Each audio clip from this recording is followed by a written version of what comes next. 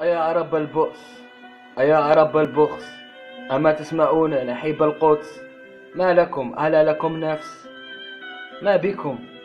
ألا لكم قلوب تحس؟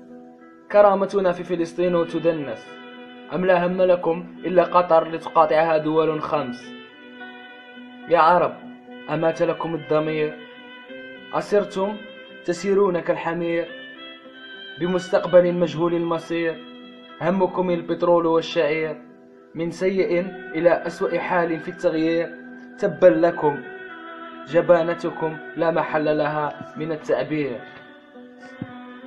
إسرائيل في فلسطين تغتصب لنا الشرف.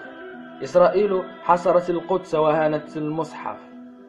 إسرائيل في غزة كل يوم تقصف، ونحن هذا في هذا يقذف، والسبب أن كل منا وله مذهب مختلف. الحقيقة العرب تخاف، ومن كل شيء يتملكها الخوف. نخاف من أننا بحمقنا أن نعترف، حمقنا أننا لم ندافع يوما عن حق دماء إخواننا الذي كل يوم ينزف. فلسطين لا تريد مؤونة أو أن تعيش الحياة بترف. فلسطين تريد العرب أمة واحدة معها تقف.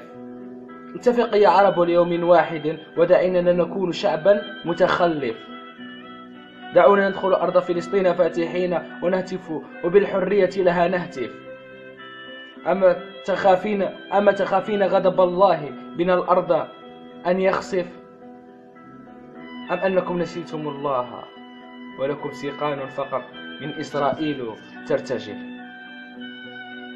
نعم العرب اتفق العرب أن يتنافقوا، اتفق العرب أن يتفرقوا، اتفق العرب أن ينشقوا، اتفق العرب بعضهم البعض أن يسرقوا، اتفق العرب كي العلاقات بينهم لا يوثقوا.